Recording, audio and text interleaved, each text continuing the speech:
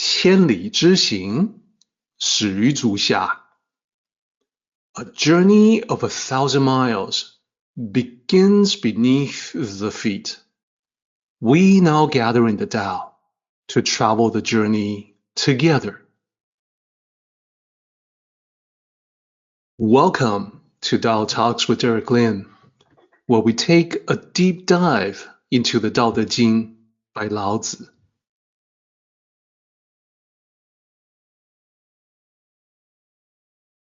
I would like to extend a warm welcome to you.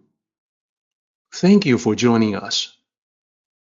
I would like to invite you to center your thoughts and direct your attention to this moment in time, to the here and now, to be fully present and mindfully aware as we all ready ourselves for the sacred process in the Tao with one another.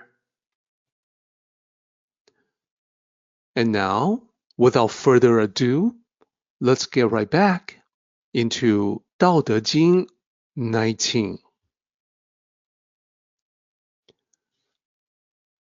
To quickly recap the chapter title, this is the Return to Simplicity chapter. The return to simplicity, as we discussed last time, is synonymous with a return to the Tao, a return to the state of Pu, which means simplicity, the state of Wu Wei, meaning unattached actions. These concepts are interconnected. We started out last time looking at the chapter itself, relatively short, 10 lines, and we were able to divide them up into 4 sections.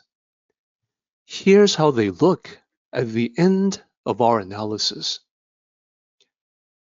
Section 1, 2, and 3, each one of them contains 2 lines each.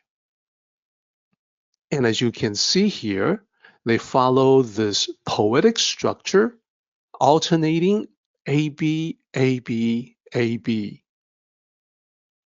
Then, section 4, the final concluding section, contains 4 lines. So we previously were able to cover the first 3 sections. We talked about what they meant. At the surface level, they seem to be talking about good things, positive things that Lao Tzu says we should end. Sagacity, knowledge seem to be positive, and yet Lao Tzu says that we should put a stop to them. And last time, we talked about why that was. And the same thought, the same through line continues into our meeting this time. This is what we ended previously. The slide shows why Lao Tzu regards the 3 aspects discussed to be insufficient. Now, the positive seeming nature of sagacity or wisdom and knowledge, when the Tao is neglected in the world, they become the contrived appearance of wisdom and knowledge.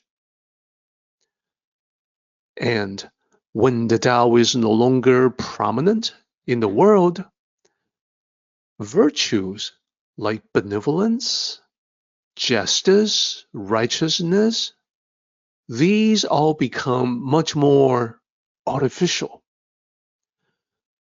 Emphasis and reminders are needed because these virtues do not flow naturally. And that's what can make them negative. And lastly, human intelligence that was always present when the Tao was well known, it will provide guidance for the use of human intelligence toward positive ends that benefit everyone. When the Tao is no longer as prevalent, human intelligence, lacking the guidance of the Tao, gets exploited to negative ends. Deception, the shrewdness, the cunning that can prey on human weakness. And another factor to consider is that not only do these become negative, each in their own way, but also they lead to complexity. They lead to confusion for human beings when they lack the Tao. So we can continue our discussion today from this point onward. We're going to line 8, the next line. Line 8 says, thus, this teaching has its place.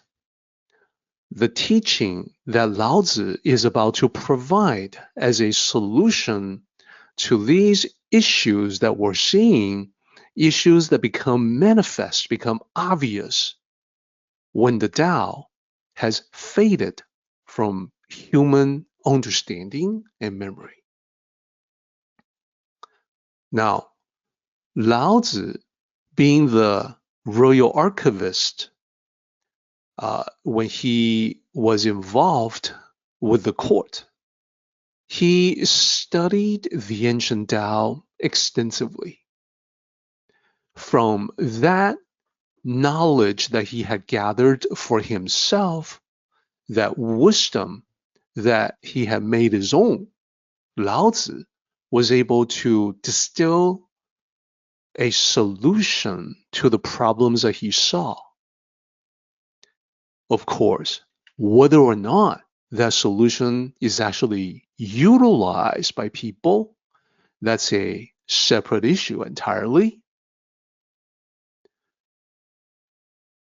The three aspects, the three things that we looked at, that Lao Tzu pointed out, the sagacity and knowledge, the virtues no longer flowing naturally, the deception that is a result of the misuse of human intelligence, these were the symptoms of a chaotic world. The cause of these symptoms, as I mentioned, the illness is the Tao having faded, having become neglected by humanity.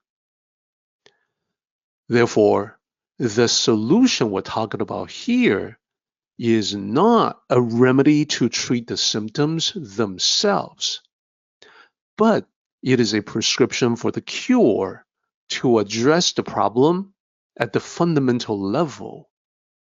That is why this chapter is titled Return to Simplicity. It is only by returning to the Tao can these issues or problems or troubles be righted.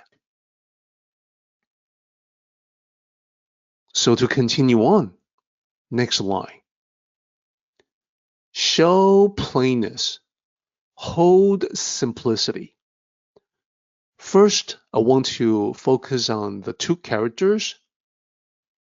These two characters appear to sound like 见素, but actually, they're supposed to sound like 现素. Of course, those who know modern Mandarin will say, no, it's 见素. So let me explain. Literally, these two characters mean, the first one means to show, the second one means plainness. Su is plainness. Focusing on just the first character for now, in modern Mandarin, it would sound like 见, and it means to see. This is what most native speakers already understand. If they were to study ancient Chinese, classical Chinese, they would begin to understand that in this context, it is 现, not 见. And it means to show, to be seen, rather than the active to see. So when we talk about 现素, we're talking about not seeing plainness, but to let the plainness be seen. There's a difference. To show it.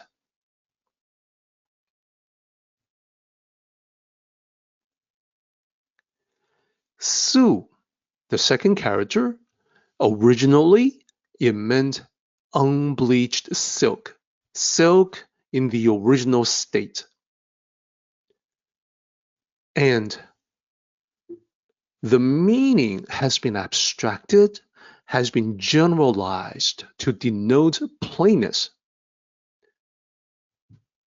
It is the most natural appearance, the initial appearance, before any work has been done on silk, generalized to anything.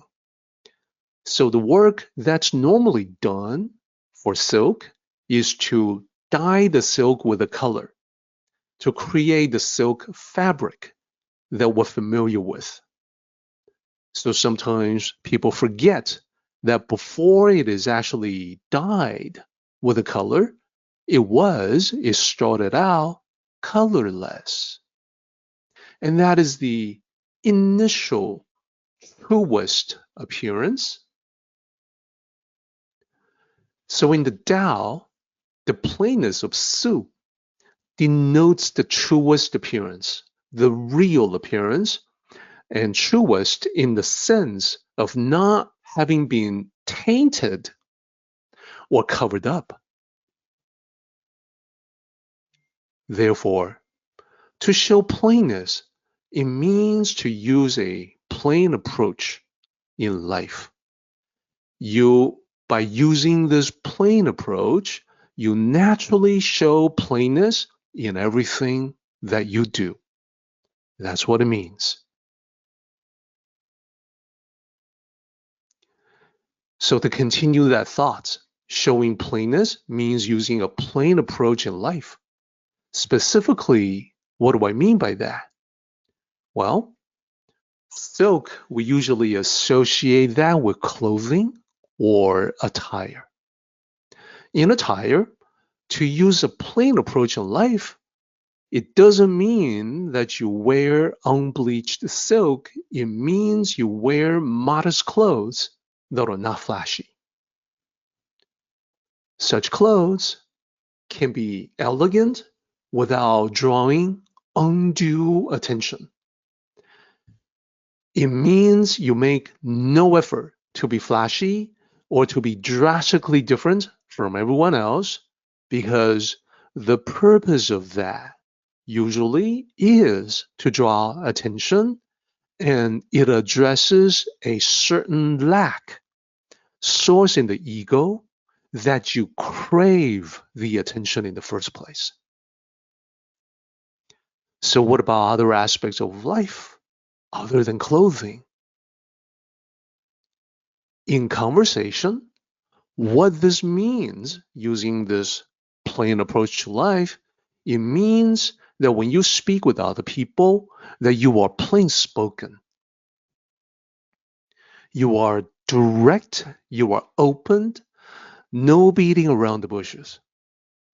One can be eloquent without trying to show off using fancy vocabulary. Someone who was in tune with the Tao, when confronted with a choice of words, like multiple words would suit a particular sentence equally well, the person who knows the Tao will always pick and choose the simplest, the one that is easiest to understand. Compare and contrast that with someone who does the very opposite, always trying to use obscure words, multi-syllable words, to showcase Look, everybody, look how much I know. That again is sourced in the ego. So moving on to the second part of this line. These two characters are particularly important in the Tao. 抱朴. Literally, the first character, 抱, means to hold, to embrace, to hold on to. And the second character, 朴, it means simplicity. Originally, 朴 means a plain piece of wood, just like su originally meant unbleached silk.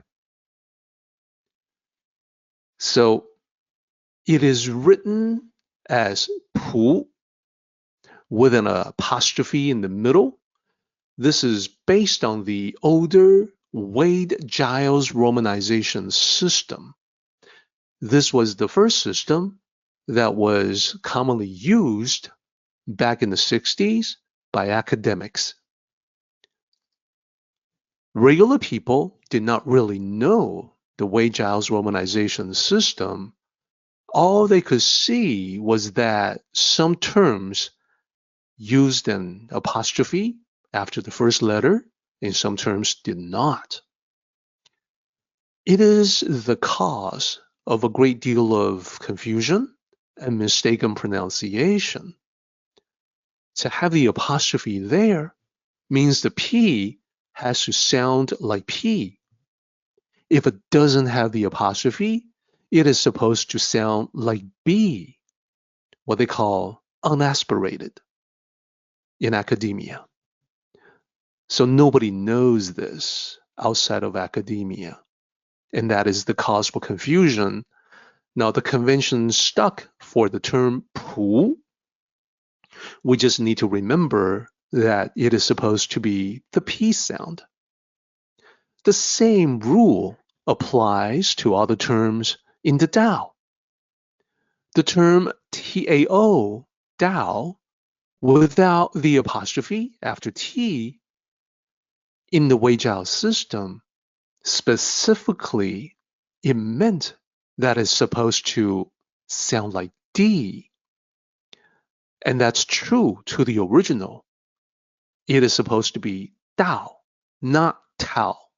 It never was, and was never close to it. But again, as I said, causes a lot of confusions. Started in the 60s. Today, Tao is a common pronunciation. People do not know that it's based on a mistaken understanding. So in the 60s, the term 朴 was mistranslated as the uncarved block. In reality, it's a plain piece of wood that has not been cut into blocks, hasn't had any work done to it, any cutting done to it at all. It was always meant to describe the most original, purest, completely untouched state of being for anything, using wood, using that plain piece of wood as a metaphor. So that's why it cannot really be the uncarved block, because someone had to chop down a tree and cut the timber into blocks. It is no longer something that you can find in nature. It is not untouched by human hands. That's why I say it's a mistranslation. But again, very few people know that. So the term, the uncarved block, is still something that you can encounter today in Tao literature. Let's delve into 朴 even more deeply and talk about the 朴 principle. I want to showcase the key aspects of this concept. When we talk about 朴, the plain piece of wood. We're saying that this is the most natural. This is the inherent quality of something from nature before it has been worked on by human beings. It's a piece of wood that you can find potentially anywhere in a forest. Second, the greatest potential. That piece of wood, you can do whatever you want with it. At the moment, when you find a piece of wood lying around someplace, it has a pure essence, and you can shape that pure essence into something, an object for human use by working on it, by carving it. It can become a figurine, it can become a container, it can become a tool that you use for some purpose. So at the moment, before you've actually done anything, it has the possibility to become whatever you envision. Therefore, it is the point of the maximum potential. Pu is also the most spontaneous. In a human being, you are in that Pu state when what you do, what you say, how you react, your expressions are completely unforced. The coming from the heart, no pretense. Therefore, Pu is the simplest. The naturalness we're talking about here, it leads to a basic, minimalist approach to life.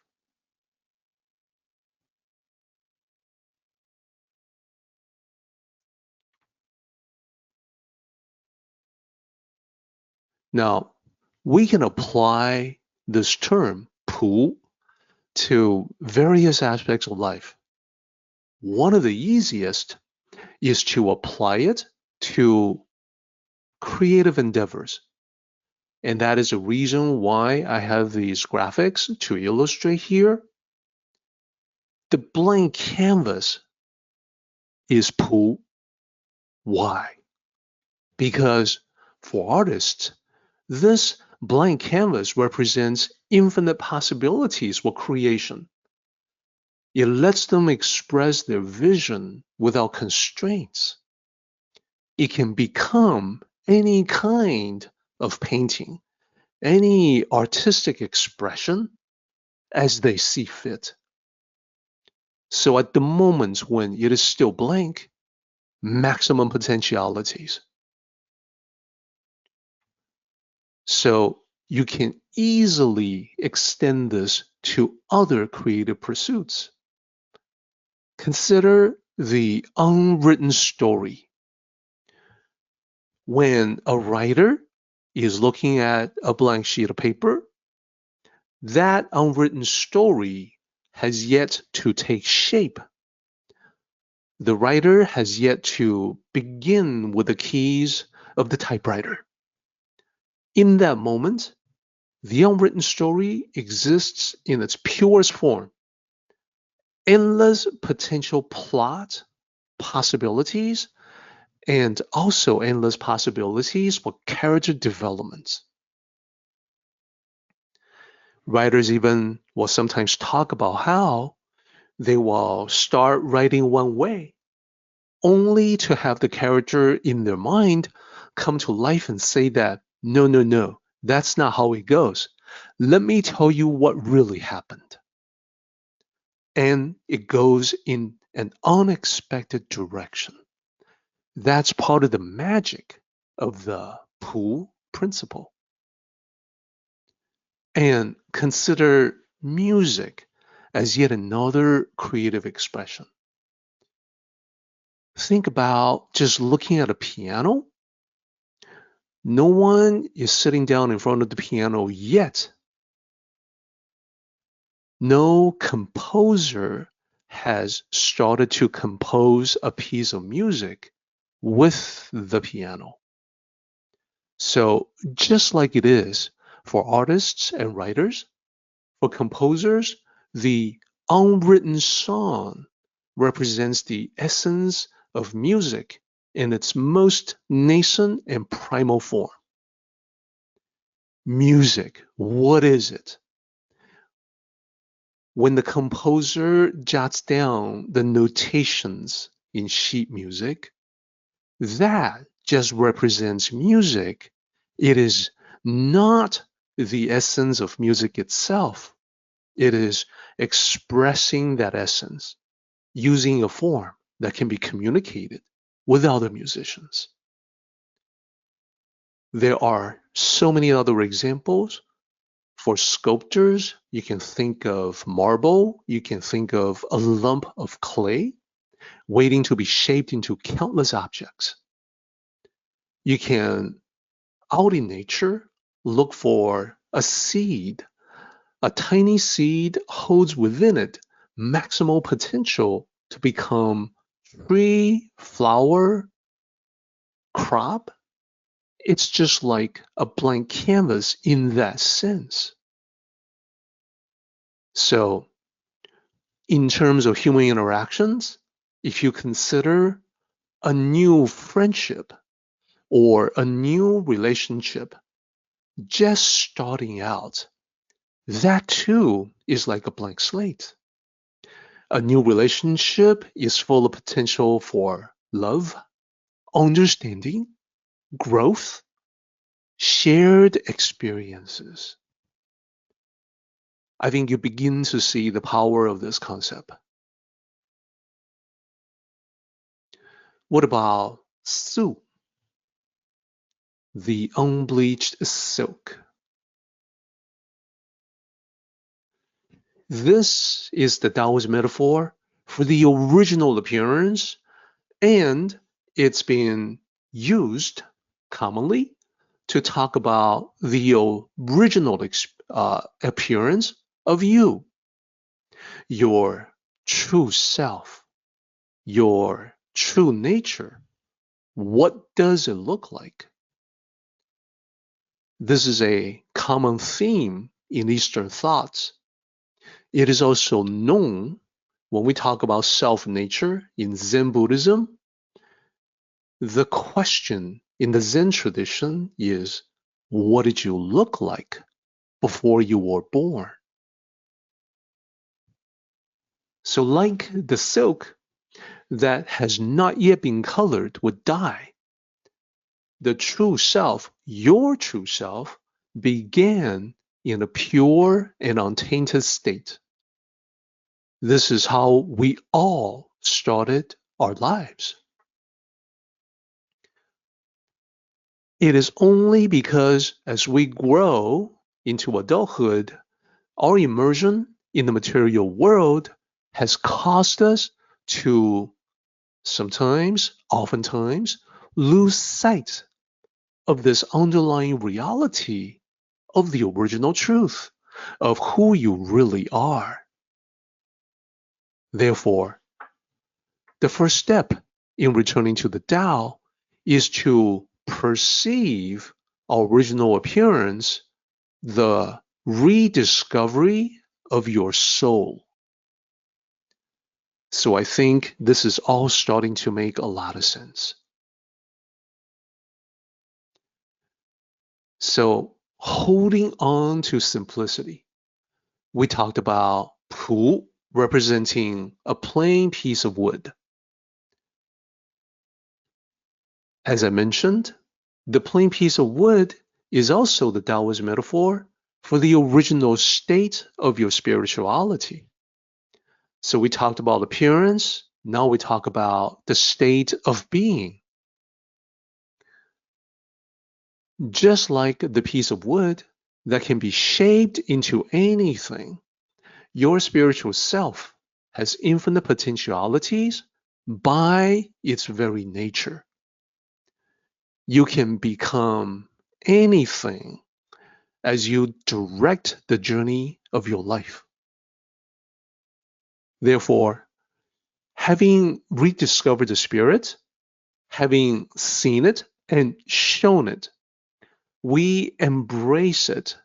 And that's where we talk about 抱朴, holding on to that simplicity of the true self.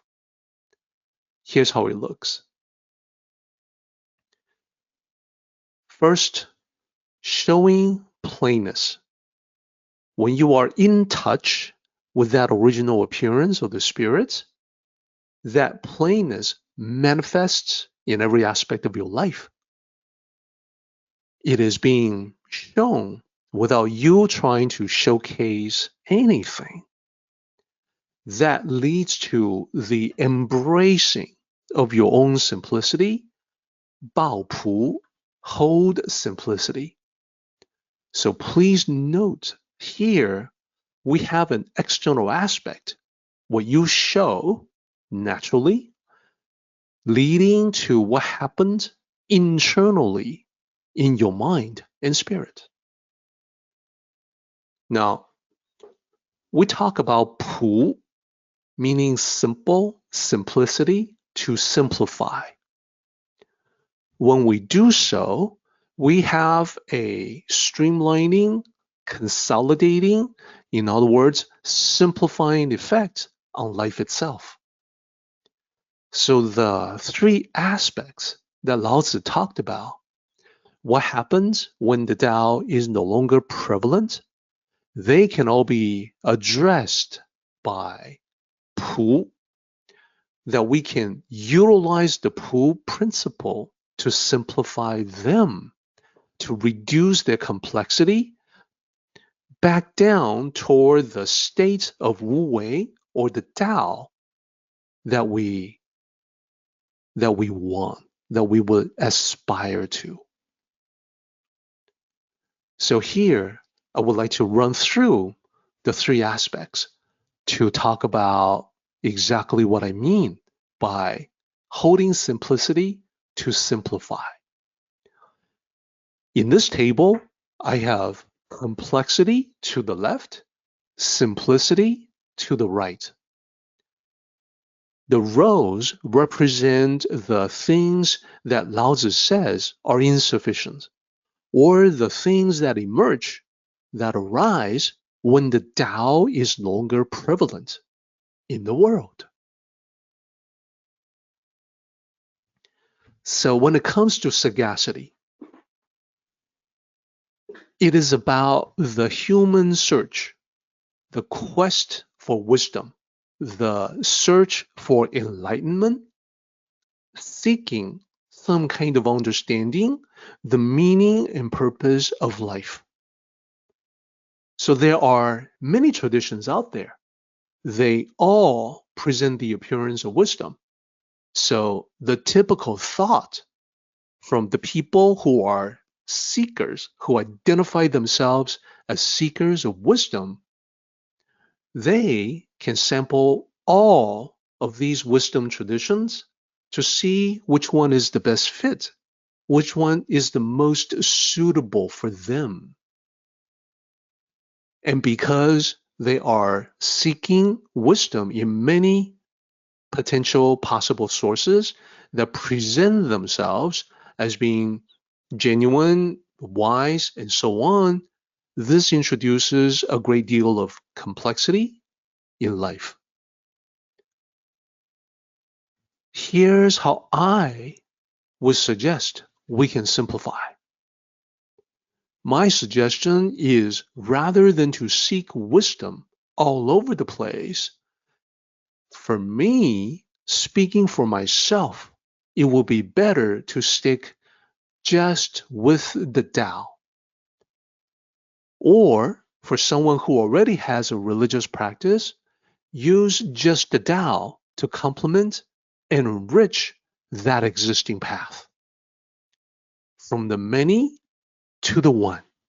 That's a simplifying process.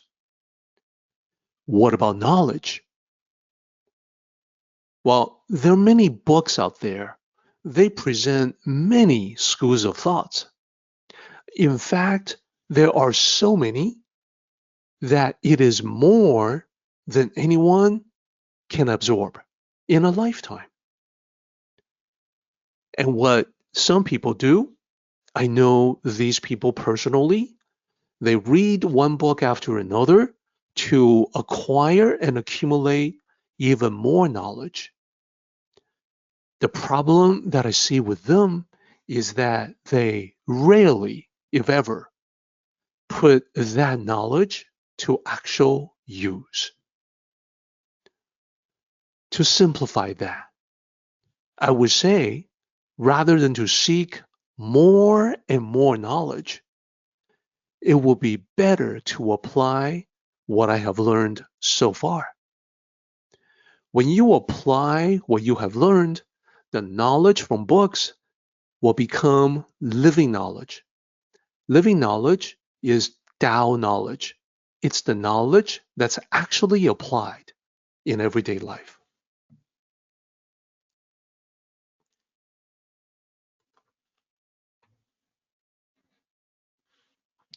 And what about benevolence and righteousness?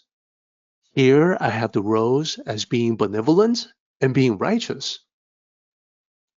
And just like the previous slide, we know that we can use the pool principle to simplify this so that we can start to get closer to a return to the Tao.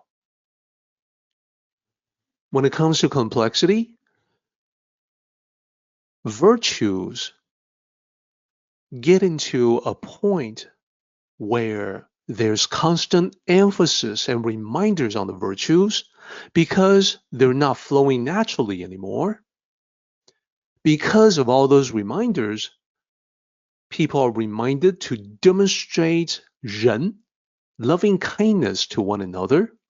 So they pretend to be nice even when they do not feel that way.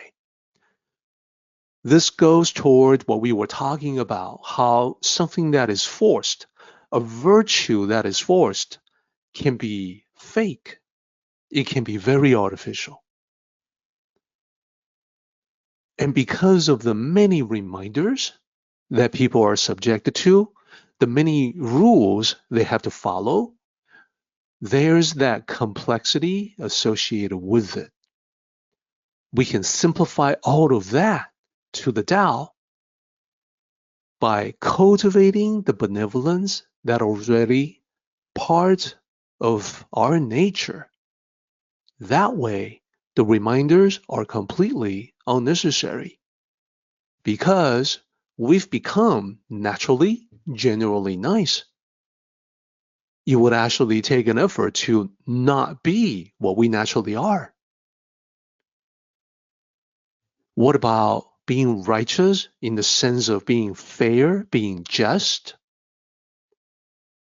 So there again, there are numerous reminders to do the right thing, to be just, but then the complexity comes because people come up with their own interpretation of what is right and just. These interpretations are usually based on self-interest. And that's how things get complex and messy. To simplify, I would again look to the Tao. Follow the Tao to do the right thing and being just. The guidance of the Tao is based on timeless principles rather than self-interest. So it cannot get complicated or messed up like the way it can be when you are counting on people to not consider their self-interest when they're figuring out what is the right thing to do. More often than not, the right things to do turns out to benefit them personally rather than to benefit people in general. So this is how we can be better, be closer to the Tao, be aligned with the Tao, while simplifying the complexity significantly. Lastly, there's cunning and profit. Cunning is the misuse of intelligence. Profit here is in the context of greed. When it comes to cunning, what we see happening when the Tao is no longer prevalent is that people use their shrewdness and cunning, their cleverness, to come up with deception, deceptive tricks. They're trying to gain some sort of advantage for themselves. They make things more complicated, not just for their victims, but for themselves as well. The more tricks there are, the more convoluted these schemes become, the more complexity we see. So it goes without saying that we need to simplify this. Following the guidance of the Tao, using intelligence to not to deceive, but to build solutions that benefit everyone. This alone has a simplifying effect because when you build solutions for everybody, you solve common problems. You're making things easier for everybody around you. It's a benefit all around. Lastly, we have the profit motive, or the excess of motivation for profit, which is just another way to describe greed. People will do just about anything in pursuit of profits, making false claims, exaggerate, gloss over certain things, cut corners, and so on. The end result never turns out well. We see this time and time again in our daily lives. So here, to simplify through the pool principle, rather than to chase profits, if this is an enterprise we're talking about, a business, then the better approach is to prioritize making services or products of greater value to clients or customers. The Tao sees to it that profits will take care of themselves. It is not something that we have to chase specifically. We follow the process to improve, and the profits follow. So this is the third and final example of how we would use Baopu to simplify the complexity of what happens when the Tao is no longer present as much in the world. Line 10. Line 10 says, reduce selfishness, decrease desires. This is important. Focusing on just the first two characters for the moment, this is the Tao teaching to turn your thought from yourself to others. That is, instead of thinking, what's in it for me, transform that to what's in it for us. Remember to include yourself. And this will be the way to create a win-win situation for everyone to benefit. In fact, that is a great question to ask. With the current situation in front of me, whatever that is, what would be the best way to create a win-win situation out of this, where I myself will benefit, but so will everybody else?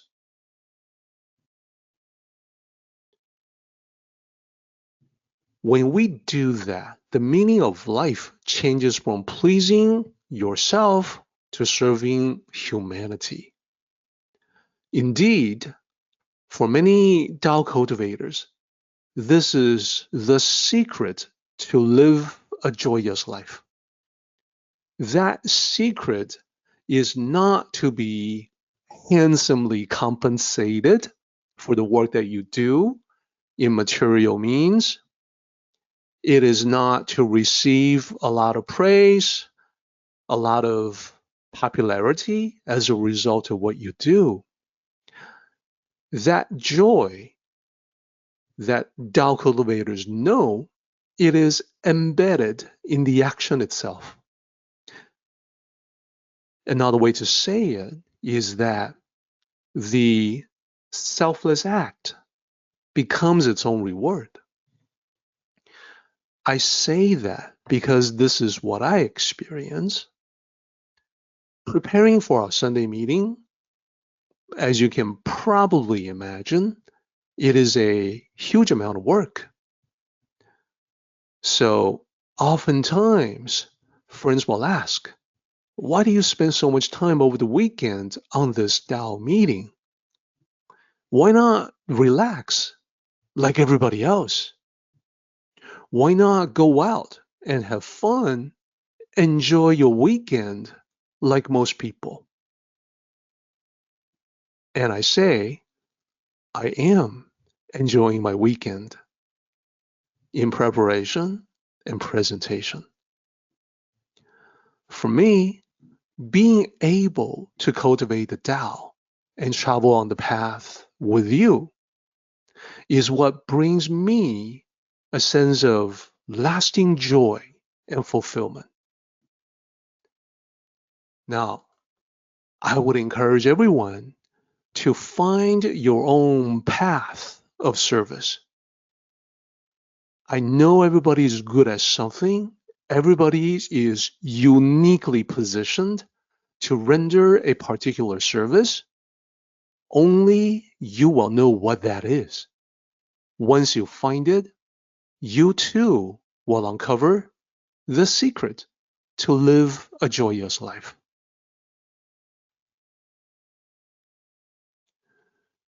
Now, the next part of this line, reduce selfishness, decrease desires. We are now on the decrease desires part. So instead of eliminate desires, Lao Tzu advocates reduction of desires. This is something that Tao sages have always recognized. Desires are a natural part of life. When one is still alive, desires cannot be completely eliminated. At minimum, there's the desire to stay alive. There is the desire to draw the next breath.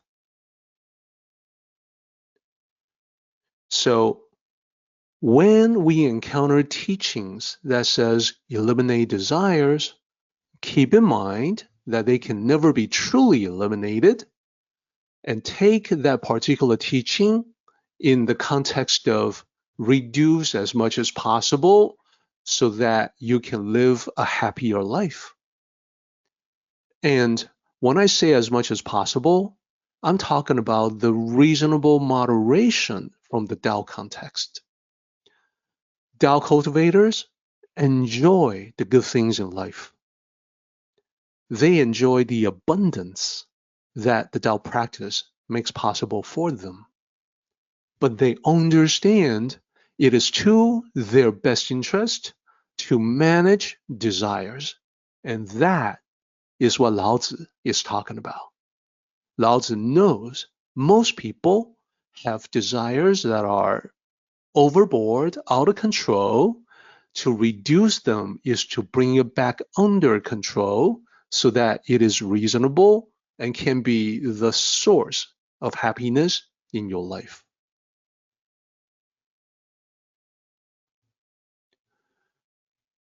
So as we live in this world, we know the nature of the world is that there are so many distractions and temptations. We're constantly being tempted, we're constantly being distracted. That's just how things are. That's just life. And these temptations and distractions are not just for material things. That's not the only things I'm talking about. We're also tempted by things, other non-material things like power, prestige, position, and so on. The more we see these, either material or non-material, these are the things that we think we want. These are the objects of desire. But then they may not be what we need, like luxury goods. Do we actually need them? What we actually need tends to be a small fraction of everything that we come across. Of course, there are things that we want and need, like food to sustain ourselves. There, we know from experience that there's the basic foods for that sustenance, but then there's also many varieties of tasty foods to satisfy various cravings that we have. There's also going to be things that we don't want, things that we don't need, like the negative kind of stress, the kind that makes you anxious rather than motivated. And we've seen what happens when someone is afflicted with desires, that there's no end to it. Truly a life of misery. Conversely, a life with desires reduced to a healthy level, now that can be a good life. Therefore, our goal overall is to decrease desires to a healthy level to match our actual needs in life.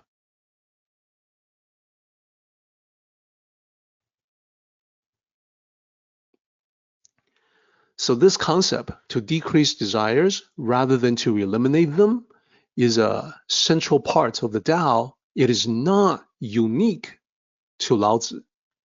The way that Lao Tzu has expressed it in this chapter is what we have seen in line 10. Reduce selfishness, decrease desires. Usually, the first part and the last part of a Tao Te Ching chapter is the most important, and here we're looking at the last part. So focusing on these two characters, 寡欲, decrease desires, there's actually another sage, 孟子, who said, 养心莫善于寡欲.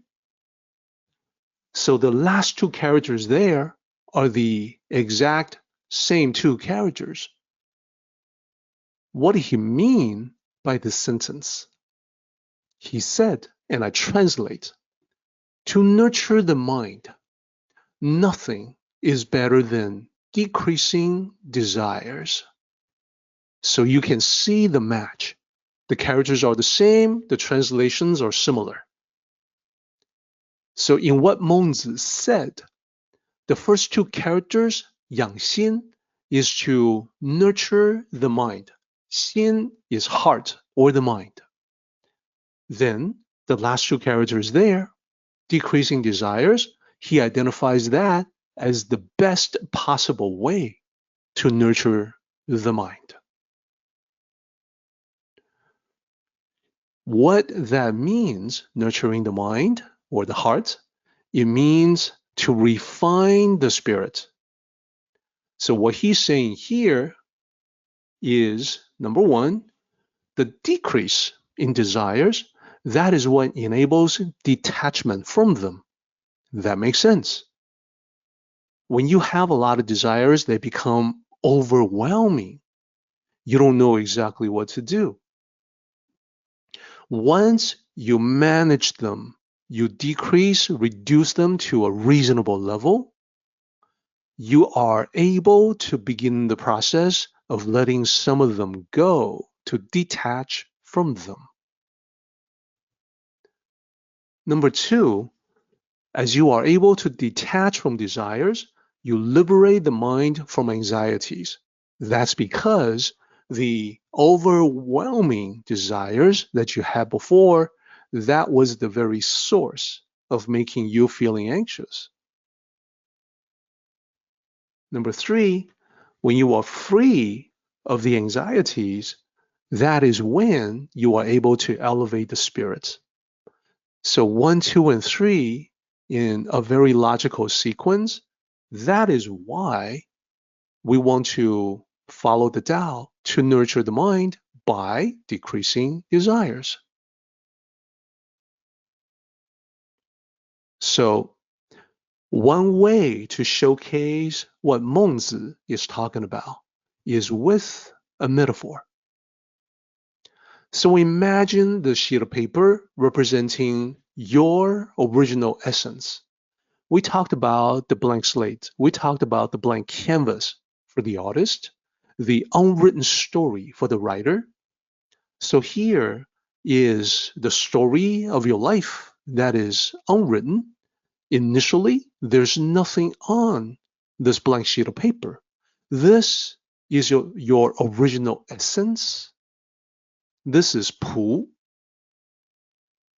And in Latin, tabula rasa for blank slate. So what happens in your life? Well, the first order of business is survival. And we talked about this means sustenance and food. So right in the middle, here's some bread to represent that. Once you've taken care of hunger, your mind turns to other basic needs. Close to where? Maybe a roof over your head. In this day and age, you will also need some sort of transportation. I have a car here to represent that. In some places in the world, that may just mean the public transit system, but we'll use the car. I think everyone understands I just mean symbolically transportation to get you from one place to another. So we got food, we've got housing, we've got transportation. We need to maintain all of the above. You need to make a living. That is represented by money here. With money, you can indulge in better food, all kinds of food, and drinks too. With money, you also need to upgrade your wardrobe to fit your new, improved status. So not just any shirt will do. So you have become moderately successful. You begin to see the need to upgrade other aspects of your life as well, like a bigger house, a better car. Now you find that you need more money. That's not all. Your new outfit needs accessories, so you have to spend money on that. Perhaps a nice watch to go along with all that. Perhaps other accessories as they come to mind. Your house will invariably have some maintenance issues. You need to spend money on that as well. And the high-end car needs more expensive maintenance. Again, have to spend money on that. At some point, the doctor may tell you, listen, you've got some health warning signs due to all the overindulgence, the foods that are too rich. Your cholesterol is high, your blood pressure is high, sugar level is high. You have to cut back. You have to be on prescription medicine, which also, surprise, surprise, costs money. So from the original blank slate, somehow life has become rather complex. So we ask ourselves the question, Why can things not be simple like they used to be? Keep in mind, most of us live lives that are many times more complex than I have depicted in this simplified image. So this is just an example. If we were to jot down everything, every aspect of your life currently, there's not going to be room. It will overrun this particular slide. It will be massive. But this is sufficient to express what the sages would like to point out. They want to tell us that there's no end to the things that we can add to the page on the right. This is what I meant by bottomless pit. No end to it. We still remember the original essence of simplicity. Now, because some of the things that we have utilized in life are needs rather than wants, we know that we're not going to go back to a completely blank page. But between the simplicity of our original nature on the left and the complexity that our lives have become, there must be a balancing point somewhere in the middle, the Tao of equilibrium, at which point we have what we need and we can enjoy life without getting bogged down by all the details. Now, what the middle ground looks like is up to you, but we know it's a happier place where less is more. So the right side, representing our lives in the material plane, in the Tao, it is often described as dust. The world is described as dust. It is what clings to us as we work our way through life. It is a fitting metaphor in another way, because the influence of the material world is something that can be cleansed. If we follow the Tao, we can clean it up, just like how we can wash the dust off of a dusty object by rinsing with water. Of course, water is often used as a symbol for the Tao, so that is another fitting metaphor. We can use the Tao to wash off what we don't actually need in life. This is not an overnight, instantaneous kind of process. This decrease is gradual, and there's explanation specifically addressing this in the Tao teachings.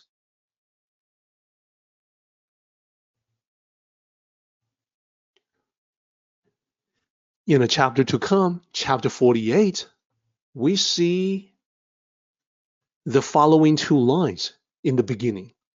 Pursue knowledge, daily gain. Pursue Tao, daily loss. This passage makes it clear that the Tao process runs counter to acquiring knowledge. So the Tao is not about adding or accumulating. Rather, it is about subtracting and letting go. The decreasing process, when we talk about daily loss, the decreasing process is meant to be incremental on a daily basis. It's a lifelong project. It is not meant to be something quick and easy. Rather, it is a process where every day is a little better than the day before. This continues until you reach the state of Wu Wei. The Wu Wei state is the lack of attachments, where one is free to simply observe what is happening in the world or take minimal actions that are nevertheless extremely effective. It is therefore connected to pu, the simple and plain, your original nature. And in the same chapter 48, Lao Tzu continues on to say, when you reach that level, wu wei, you get to the point of wu bu wei, meaning there is nothing you cannot do, or you can do anything, because this is the realm of true spiritual strength and authentic power. In fact, the more you simplify, consolidate, and streamline, the more you focus and strengthen the natural power of your spirituality, the power you already possess. And this affects every aspect of your life. And here's how that works. Internally, in your thoughts, reducing selfishness. Think of us instead of me. This leads to an external decrease in desires. Very naturally, because you are no longer thinking about what's in it for me. So now let's wrap up line 10. The final message from Lao Tzu in this chapter I find to be simple, direct, and incredibly effective. What Lao Tzu has done is that he's drawn a direct connection between being selfish to being greedy. I think that makes a lot of sense, because you want more. When you want more usually for yourself. So the greed is inextricably connected to being selfish. This is a simple message, and the simple message is ultimately about simplifying your life so that you can enjoy the simplicity of the simple life. When you reduce selfishness, you naturally build stronger relationships. That just makes sense because people can feel that you are thinking of them and for them rather than for yourself. By decreasing desires, we gain clarity on wants versus needs. There may be many things I want, but not many things I actually need. It frees us from the endless cycle of acquisitions. That acquisition, that process, is the bottomless pit I mentioned. It can never be filled up. Please note, the pit of material acquisitions, it was empty when we arrived in this world, when we were born. When you start out in life, we had nothing. We try to fill it up, but when we die at the opposite end of your lifeline, it will still be empty because it cannot be filled up.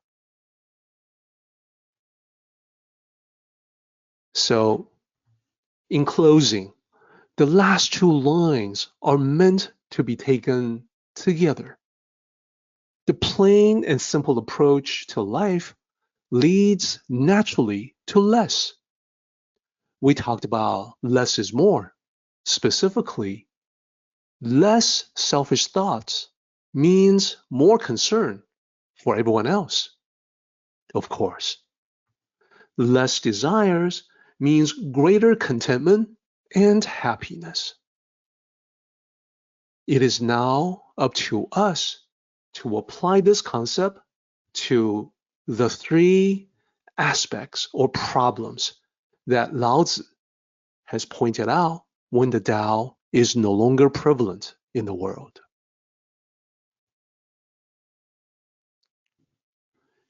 So to summarize what Lao Tzu has taught us. We begin with the symbol for the Tao, just the yin and yang. So in order to illustrate this concept, we use the convention of having yang on the left-hand side, representing the active, external side of life. On the right-hand side, we have yin, representing the inactive, internal aspect of life. So here's the external. Show plainness. As we engage in our practices to cultivate the Tao, these practices can include reading, contemplation, applying the Tao to life, observing what is going on all around you, reflection, and perhaps discussion with other people. With these practices, over time, we come to perceive the plainness of the true self. We can see that it is a purity not tainted by the material world. This will naturally manifest in life as the plainness becomes perceptible to other people as well. They can all tell somehow, in some ways, you have changed. So the revelation of your true self leads to the embracing of your essence. That means external show plainness leads to the internal holding simplicity, 抱朴. The more you evolve spiritually in this manner, the more you will embrace your original essence. And that, of course, is simplicity itself. Then, this essential simplicity leads to your thoughts turning from concerns about you to concerns about other people. And you can see this as a natural progression. The simplicity of your essence leads to the reduction of selfishness.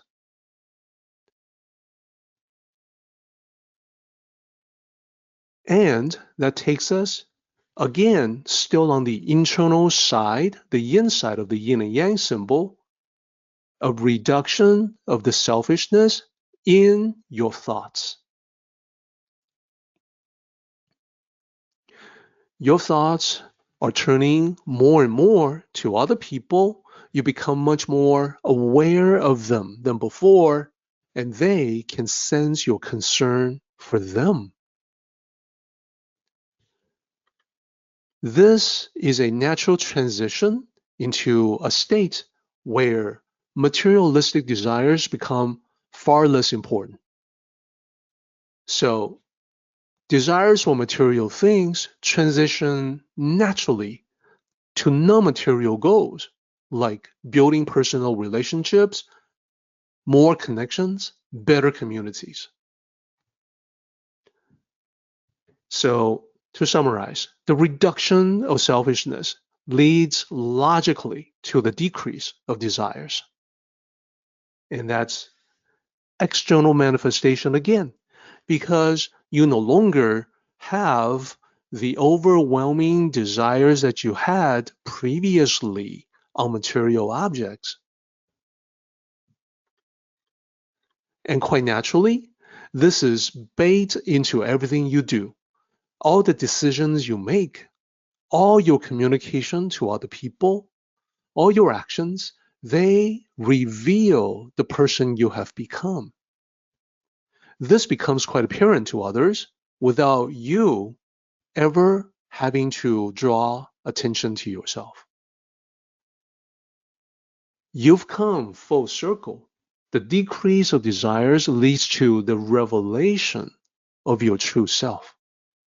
This is back to the starting point, but at a level far beyond the person you used to be.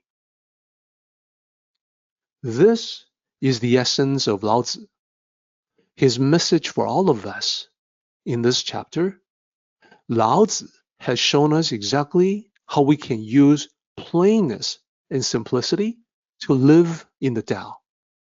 And he has shown us what is possible for us when we travel the path. Therefore, we end this slide with his lines. Show plainness, hold simplicity. Reduce selfishness, decrease desires. That concludes our discussion, our line-by-line discussion of Tao Te Ching 19. It is now time for the paraphrase. Our purpose for the paraphrase is the same as always. We want to demonstrate understanding by expressing the original text with our own words, modern language. Here's the chapter divided into 4 sections. We start out with "and sagacity, abandon knowledge, the people benefit 100 times." Let's paraphrase that. If we stop listening to those who claim to have the answers and rely on ourselves to solve our own problems, we would benefit greatly. It sounds a lot simpler when we say it like that. Now, let's move on to the second section, which is about benevolence, righteousness, and how people can all return to the true state of virtues where they flow naturally. The paraphrase I would like to offer is the following. If we disregard those who claim to be kind and preach with righteous wrath, we can go back to being good without the threat of punishment or damnation. In other words, being naturally good as we naturally are when the Tao is prevalent in the world. So the third section is about cunning and profit. Here is a paraphrase I want to offer to illustrate that. If we let go of all the clever tricks and schemes to satisfy excessive greed, we would no longer have people turning to crime to get what they want. That is the ideal of the Tao. And finally, and most importantly, the fourth concluding section is where Lao Tzu talks about how the above 3 things are superficial and insufficient, and therefore he wants to present the teaching about plainness and simplicity to reduce selfish thoughts and decrease desires. Here's the paraphrase. These 3, pretentious wisdom, force virtues, and wealth from greed, give the appearance of goodness without substance. That is why we follow the Tao. To focus on substance rather than appearance. We live with plainness and simplicity. Think of others instead of ourselves and reduce desires. This creates a satisfying and fulfilling life. So that is the paraphrase for Tao Te Ching 19. Now, we come to the very last part, which is the full circle. In the last lines of Tao Te Ching 19, Lao Tzu talks about decreasing desires, selfish desires, as the way to simplify life and return to the Tao. We link this back to the beginning and we see Lao Tzu advocating against sagacity and knowledge. So the message is clear. When we have over-reliance on sages or book knowledge, we become dependent on external sources of solution and complicate matters. That is what we observe in our lives. So the bottom line is self-reliance is the simpler and better way. It is the Tao. The Tao about developing our own wisdom through cultivation. If we look back on the previous chapters, I'm positive, will recall that the king who truly understands the Tao, he was the one who creates the conditions for the people to help themselves so they can gain that self-reliance. To have a solution that is dependent only on yourself is a solution that will last as long as you do. And that's why it is aligned, in tune, in sync with the Tao. Show plainness, hold simplicity, reduce selfishness, decrease desires. Now, to summarize what we have talked about today, we have looked at the prescription given by Lao Tzu to cure the problem of the world, that the Tao has been neglected. This starts out with the return to plainness and simplicity. That means letting go of false knowledge and wisdom that complicate our lives. And beware of pretentious morality and virtues leading to hypocrisy. All of us, we can do without dogmatic rules when we return to the Tao. We don't need the rules or the reminders. Second major point, reduce selfishness and desires. The more you think of other people, the more they think of you. They can always tell if someone is just thinking about himself or herself versus thinking of everybody, looking after everybody. People can tell. Reduce material possessions. You and I, we all have a lot more than we really need. We live in a society that glorifies having more. And that's why there's so many articles that we come across describing the lifestyles of the rich and famous. But in reality, we all have abundance already. Think about all the clothes you possess, the gadgets, household items. If we were to ever compare what we have to how things are in the poverty-stricken parts of the world, the difference cannot be more clear. Lastly, simplify every aspect of life, including relationships. Whenever there's too much of anything, what we get out of it is diluted. Relationships are no different. If we have hundreds of friends, it will be difficult for one to spend quality time with every single one of them. So the better way is to be more selective, focus on fewer true friends. Friends who are really in tune with you. So this is a summary for part 2 of Tao Te Ching 19.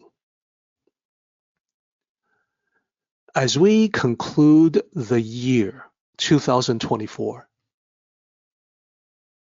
I want to just remind everyone the easiest way to access Tao resources is to visit my author website, derekling.com. There, you can click on links and go to the web page where you will find everything listed, such as Taoism.net, with information about the Tao and also about this meeting. Our Facebook community, where you can ask questions or discuss your thoughts on the Tao with others. Our YouTube channel, where you can watch recordings of all our previous meetings.